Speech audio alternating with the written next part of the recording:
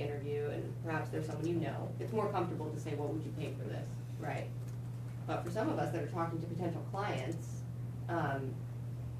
it may not come out that way. Like, you know, what do you pay for this product or service right now?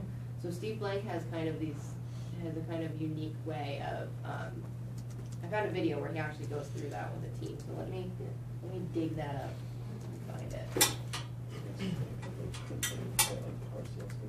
I'm also worried too that this might be my one shot with a bigger company. I ask, and if I mess it up by not developing rapport and just asking point blank what they want to pay for something, I might not get that opportunity again. Right, because first impressions are everything. And I'd rather develop a relationship right now than just kind of, Well, I don't know if his approach will help you develop rapport, but Same the same example because I used to maybe sell the cars, beginning and so we'd always start with what do you currently pay for a car, or where do you want your car payment to be, and then it's all about building backwards. Because if you can understand what people's expectations are, then you can just build on that.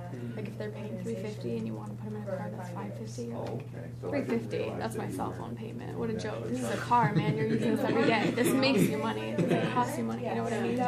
So it's very funny because when I think of it that way, it's all backwards. So, I mean, expectations. You can get them to but say, like the first 5 minutes of the meeting, what they would pay for something, then you can change it. Virtual prior clients that have paid from 500 to 5,000, and then somebody say, well, you know, our budget's only 2.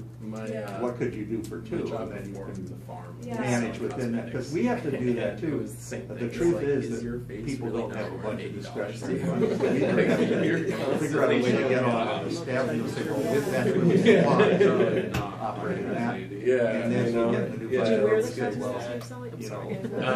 Well, there it was weird. I got into it and when you get the grant, then it's a fixed amount. You can't go in and say, well, we want to double it. Like we said, well, we don't have any money. You can do twice all like as much actual food stuffs to make Yeah, this thing. yeah. Well, So I we're got it trying to into actually that, change and I all left those when they started selling conversations makeup and to stuff. people It's realize not cosmetics have them good. value. What company was that? And it's just talking to Oh, it was? somebody Yeah, who's I bought my straight girlfriend up those bath bomb right things. into Yeah, so that's a winner. I bet she liked that. that with our education. And as well as, you know, in the process, it is marketing that we can offer. Just What do you think about that negotiated price? Yeah, I should have got some for myself. I think that's nice. You know, I think we have to kind of practice, you know. Yeah. Like, What do you think I will say that the way that the saleswoman was like, because you know, she comes up, she's just talking to you, and I was like, this woman's on right now. Like she's just the way she's doing it, and like she's like, what are you getting it for? And then she's like, well, your girlfriend's like I was just like, I was just kind of like standing back and just letting her do it. So I was like, okay, all right. Yeah. I mean, she's trying to sell me like packages and everything. Like I honestly like when people pitch me, because it's like if they can sell me, great. If not, it's whatever. You know. Next 2 months they're going all gifts all the time. Yeah. Very clear about it. It's hard to Yeah. measure, but it's value. Where is it? Like in a small mall? Yeah, it's in West When you think about Worth investing in checking yourself, out. let's say that you still so sell you never people want to that sell stuff. below your input costs. It smells really Let's good say in it there costs too. you- Actually, a little bit overpowering.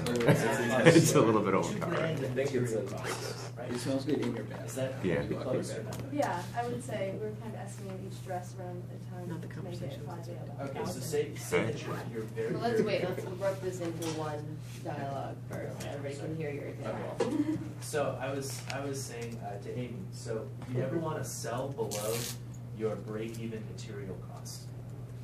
So let's say that it costs her $2,000 to produce an event for the Hartford Current, and by that I mean all the materials necessary to create the dresses, excluding time, right? And so time is something that you can choose to invest freely because it's yours. It's like it's your capital. So at that point, you can try to assess what is the hidden value of retaining them as a client in the future. Because there isn't very clear metrics for that, but that has very real value. Yeah, And so based on because then they're in the sales funnel as well. exactly Yeah. right, it's the whole thing about retaining. Yeah. How much does it cost to get, and how much does it cost to keep? Yeah. So you have to kind of envision what that kind of hidden value is, and you never. So when you start negotiating for a price, you might choose to not pay you might choose to consider all of the time that you put into this as an investment because you want to give them the lowest possible cost, but you never should charge them less than your material costs. And you could choose to invest your time to retain them as a customer, and that will give you a baseline when you go into a price negotiation that you don't want to go below this point. You would love to have your time covered, but you're willing to invest the time if it means giving them a fair price that they're willing to kind of stay in the system. One other thought, it's another reason for both sides to have a unified definition of success or outcome, whatever, because then after the project, everybody knows whether they're happy or not. But if you don't have that, every time you pitch them again for a new project, it's all from scratch again, because, you know, then it's just kind of like, yeah, we were kind of happy, we got some good comments or whatever, but you're constantly going through the same cycle. But if you know, if both sides have kind of that metric of success to start, and you achieve it, well, why would they screw around and get somebody else for the next one? Because they already know they have a proven system. So all the more reason to make sure that the outcome or success is agreed upon right up front. You don't go through the same sales cycle again. No, I think it also really is important to budget in and to think about and to strategize about how to keep them informed about the value that you've brought to them, because it's a lot of work to do that. And yeah, and so they, you know, they don't have time to figure out how much value you've brought. I think it's incumbent upon the service provider to really sort of make that point. It's getting much easier these days, like Eric was talking about, how you can use the online analytics to show that. And now it's no longer is there like a distance between the client and the service provider, because it's all just in an Excel sheet, everyone's familiar with it, and you can just be like, I brought you 2,000 customers at a 30% conversion rate, and it totaled, you know, this many thousands of dollars, and our service only cost this many thousands of dollars. If you'd like that return on investment, then we can do it again this month. Yeah, but not all different. This is something different because it's not measurable online, right? Why not? The value, well, because the companies I worked for weren't online. Okay. Yeah, so the value, yeah. This is really an important point, I think. Yeah. I mean, like, we operate in agencies that don't really appreciate, they don't know what we do. No, they don't. So we have to constantly market internally. Yeah. And we push the staff to, and we provide materials sort of to sell, because otherwise top management has no idea about all the good things that are going on. Yeah. So it's like an internal marketing thing that we just have to do it. And that's the way we sustain, and that's the way we expand. So sometimes the things that I did was I would actually create a graph of a cycle, and I would show them the cycle time that I reduced. So they had a cycle, say they were discovering drugs, and they went through this whole process over and over and over again with each drug. If I could take 10 or 20% out of their cycle time, if each person cost them $330,000 a year and there were 10 people on that project, and I could reduce that by 20%, that's a lot of cash. And so I would crunch those numbers, but then there was qualitative stuff. There were their people were happy because they had solutions they didn't have before. I mean, so there's a whole bunch of ways that you can, but you have to be able to, you know, you have to remember to crunch that data and bring that to them, because they're not going to go out looking for it. No, you have to show them it in a way that it's communicable to them. Right. Yeah, well, and just if you go all the way to the other end of the spectrum, because obviously with the online businesses, it's a lot easier because you have all the analytics. Right. I do some consulting for this little tiny hardware shop that they've been in business for 200 years. It's one of those family-owned things, and it's in my little town. Yeah. So they're about the least technical. They don't have any computer system. I mean, but they know that they need, and they're competing against, you know, the big box, you know, Home Depot and stuff like that. But so I work with them. I said, well, how many people do you need to come in the door every day? And, or, you know, because they know kind of on average that some people come in what the average spend is. And you can break it down to even the littlest, least technical business to come up with a metric for what success is like, or what that outcome is. And it's usually just the number of people they need to come in the door, and because they know the average amount. And so even that way, at the end of each week, you can kind of tell if whether you took out something in one of the coupon books or Yankee Flyer or one of these things, whether that was successful, because you'd have the spend, you'd have whatever that defined metric is, So you can do it even if in the least technical, least sophisticated business, but it always comes down to where everybody knows whether it was successful or not.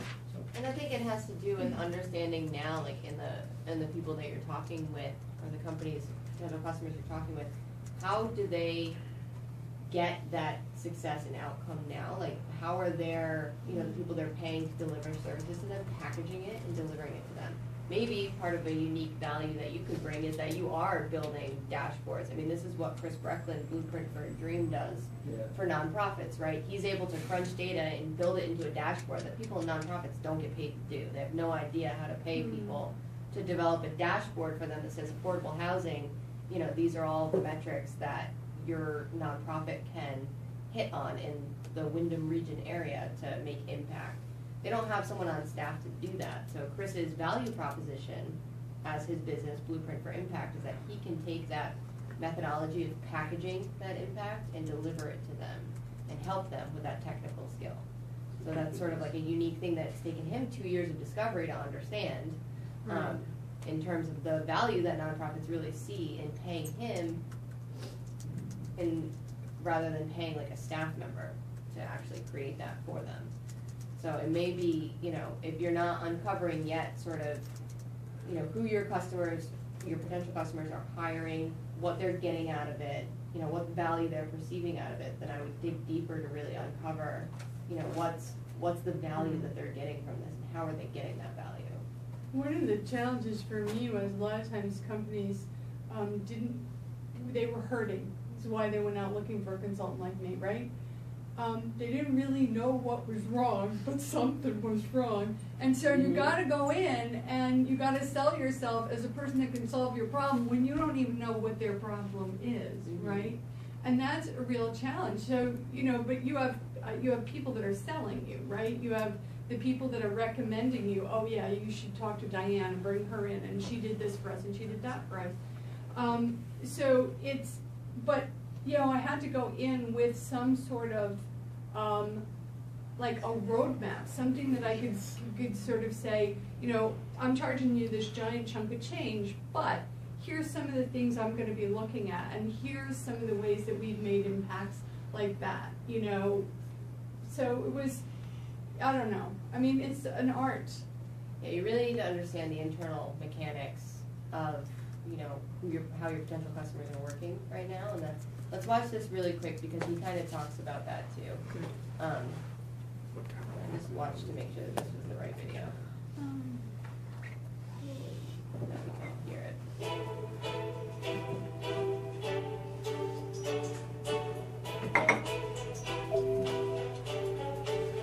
we can hear it. Wrong one. What? I think that was the wrong video. No, the little beep that the computer made was in pitch with the sound. I didn't notice that. Yeah, it was the same like mine. That's nice. Well, validating pricing model. Wow, this is That's okay. This is the right That video. sounds interesting. Well, that's what this is. Yeah. Big screen. Can you make it full screen? Yeah.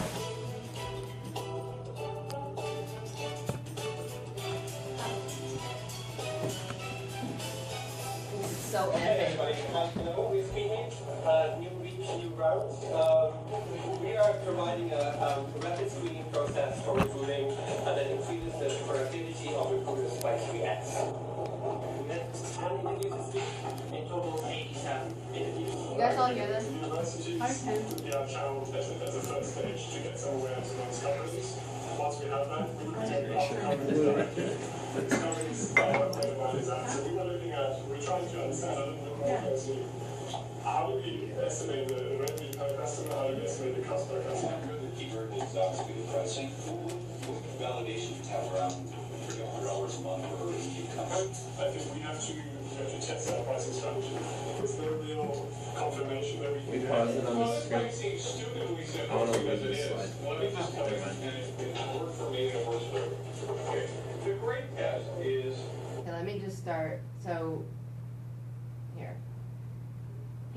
So the guy's presentation isn't really all that important, but what he's saying is this is the price we've come up with, $100 per month for our customers. And Steve Blank, or whoever that other guy is, saying, how did you come up with that, and what validation do you have to really come to that price? And the guy is saying, well, we need to do some more testing in that, and basically it's sounding like it's just an assumption that they're putting in, a first guess, right? Sounded good. Yeah, it sounded good, and it sounds even better in an accent, because it sounds like you know, it always sounds better, especially if it's a British accent. But now Steve Blank is gonna say, well, okay, here's a way that, here's one, Charge more. Yeah. here's one way that you could go about your pricing discovery. When you go back to these clients and talk to them, here's one way that you could figure that out. So, can you guys all hear it? Because I can't hear it. I can hear it. I have things in my head, so.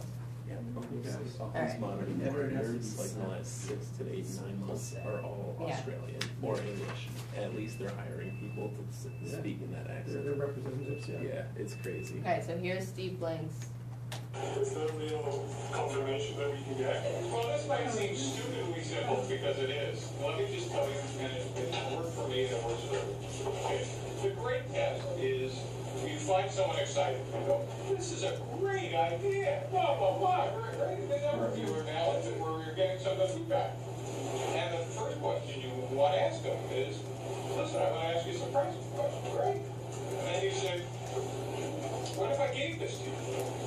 Gave it to us. Would you use it? Of course I would use it. Okay, great. But when you were asking that question, you want to ask them, who needs to approve it now that you're using it? That is IT involved? Does it need to be installed? Are there security issues? Because now they're envisioning they're using it. It's free. I'm in. And so you want to start asking them.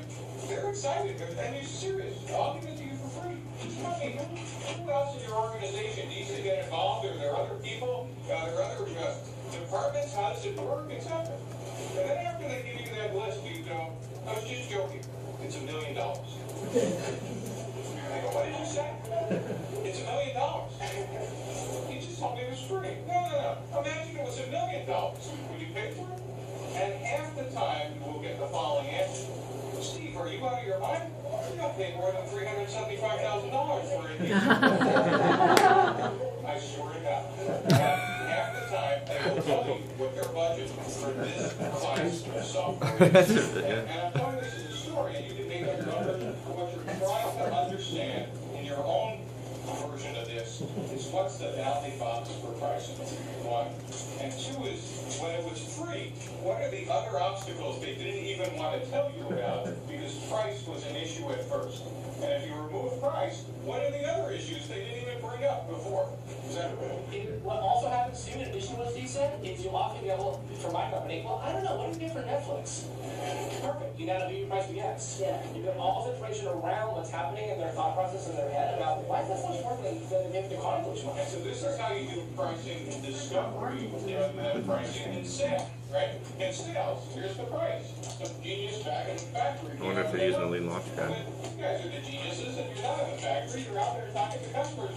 And this only works when you have someone excited, engaged, you think you're a product market fit, and now you're trying to figure out revenue. And so rather than saying, let's price it as a competitors or price it somewhere else, we're just trying to figure out the volume of spaces.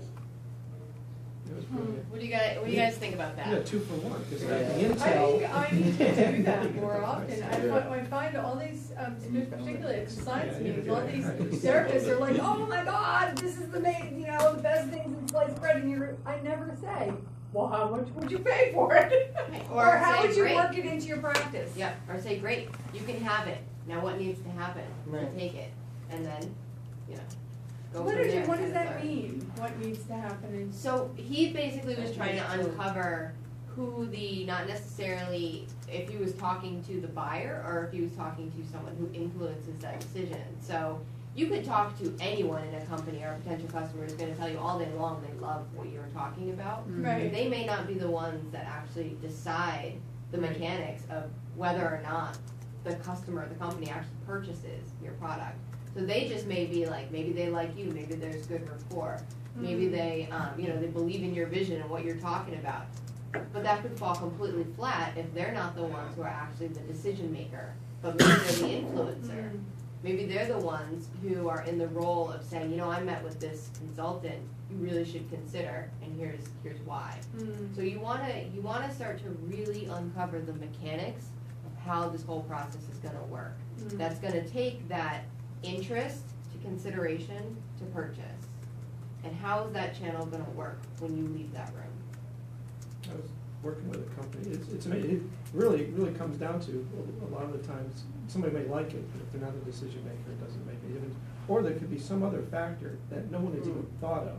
I was working with a company a few years ago that they were a startup company who were providing services to towns to help, where you can plug into their website and have information about, or schedule maintenance and things that the consumer would use in each town. Similar to what we're, what's his name that does the town-related. Evans. Evans, similar to that, and they were using a lot of data. It was really a neat product, and they would go in from town to town and make a pitch. It was really wild, and it was well received all around Connecticut, and people would like it. And then a month or two would go by, and they couldn't get any orders. It was just, nobody would really sign up. It ended up, they finally said, okay, you gotta do some research, find out why these people aren't signing the check. Well, across the state, this is going back, maybe it was four years ago, when the kind of the recession, there were all budget freezes. They couldn't spend $1, and it was statewide. So no matter, even if they gave it away, they could maybe, but if it was $1, and it was the best thing, it was worth $1 million, there was no mechanism for $1 expense to be done, no matter how much they like the product. So a lot of it's really kind of uncovering. Sometimes there's these other things you got to know that could change it. So they I'm thinking about this in terms of championing projects within corporations, and it's interesting because you're trying to bring in a data management system, right?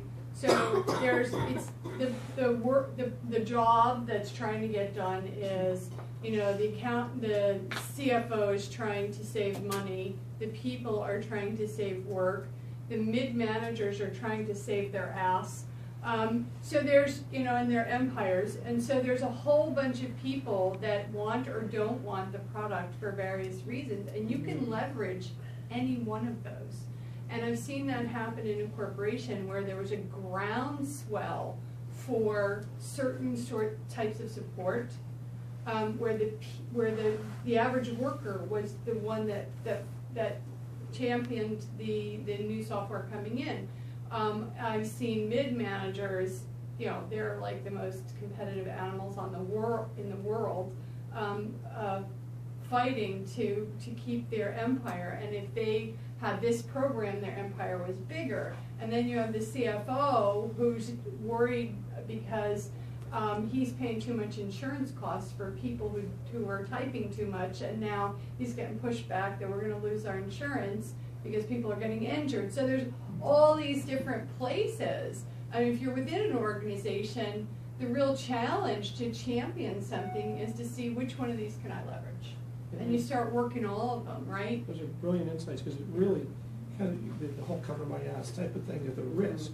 There's a risk in every tier of yourself. Someone you may want to, they may say, boy, this is great, and they want to buy it, but then in the back of their mind saying, if we bring this in and it fails, and I'm the one that made the decision, my job's already like this. I mean, so a lot of times there's going to be different people in different strata in the business. They're going to be more risk adverse because of their personal circumstance, because of the politics of the company.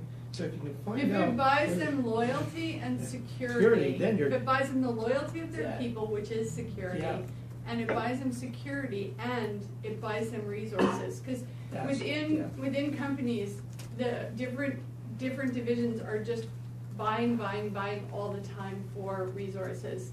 And so if you can assure them that they're going to have a bigger piece of the pie and more security, then one of in organizational management and leadership, we call this sort of listening to the song beneath the words. And if you can get really good at, when you're in these customer discovery interviews, particularly if you are exploring a role of tailoring something to another organization, company, like a consulting role, you can get really good at listening to sort of the dynamics and the body language behind who you're talking to, which is the song beneath the words, then you start to really uncover a lot of insight. And I would wager to say that the best consultants and service providers, which, you know, includes marketing, law firms, accounting, are also experts in organizational dynamics, right? Because if you understand sort of who you're talking to and how they influence everything else or how they're being influenced, then you can sell and know